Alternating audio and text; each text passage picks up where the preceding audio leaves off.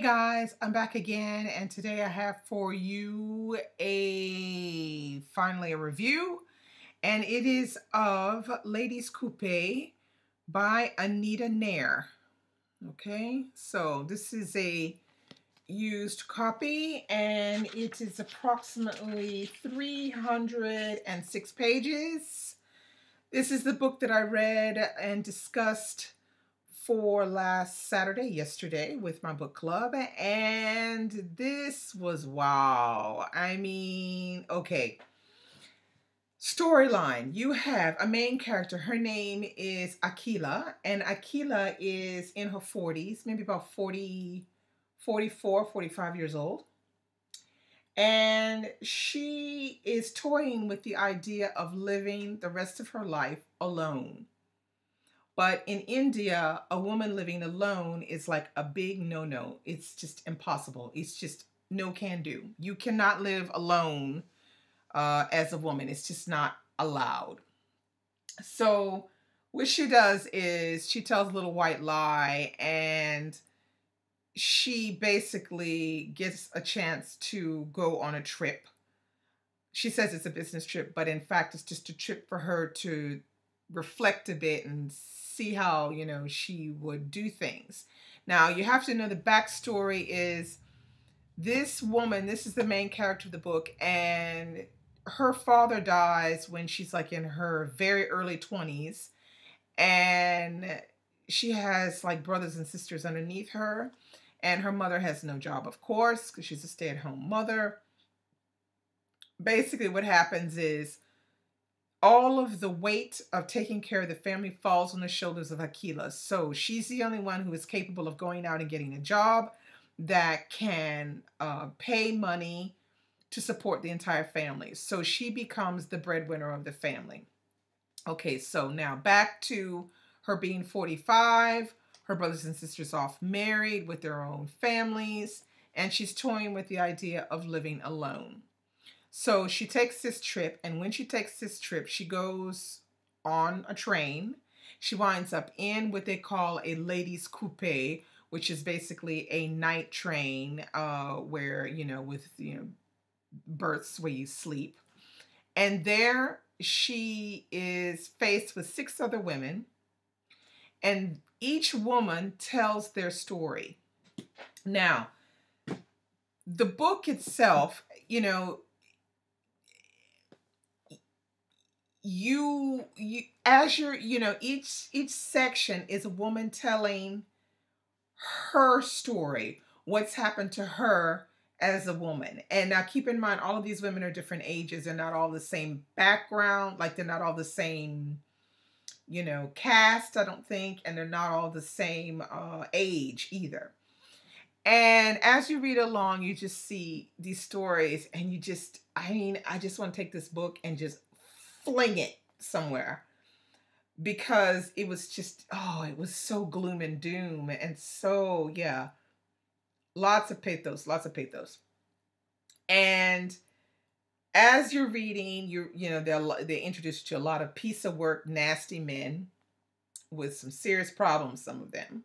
But each story is individual, special, and you get to know some part of life for an Indian woman. And I love reading about India. You know that, because I talk about reading and things quite frequently. But this book really annoyed me in the sense where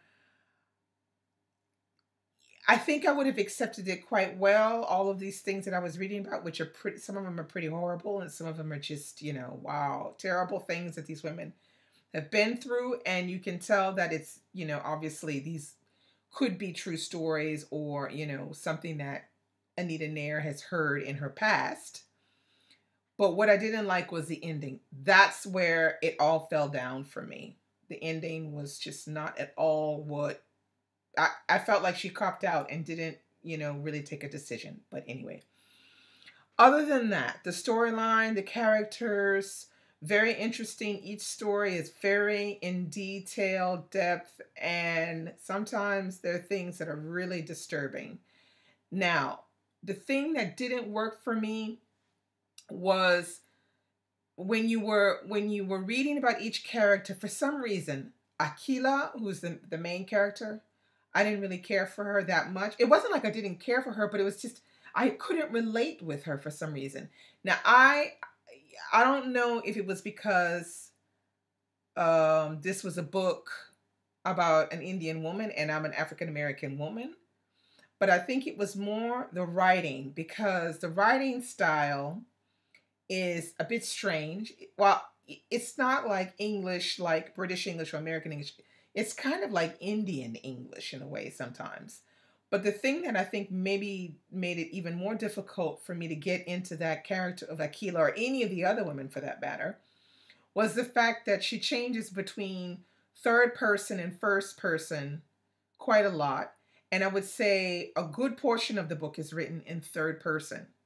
So that's pretty much why, yeah, you have this very distancing around these characters. They don't really develop because that's not what it's about. The fact that you have these 6 women in this Ladies Coupé and they're all telling their stories, it kind of comes off like a play or something. You know, you could almost see it reenacted as a play, or even as a movie. You could see it as reenacted as a movie.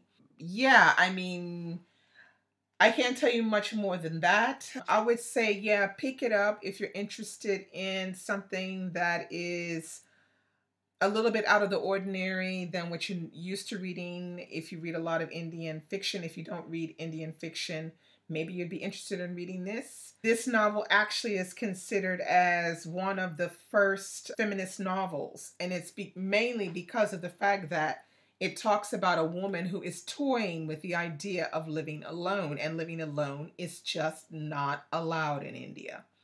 So, yeah, I mean, Anita Nair, beautiful woman. I'll put a picture here of her if I can.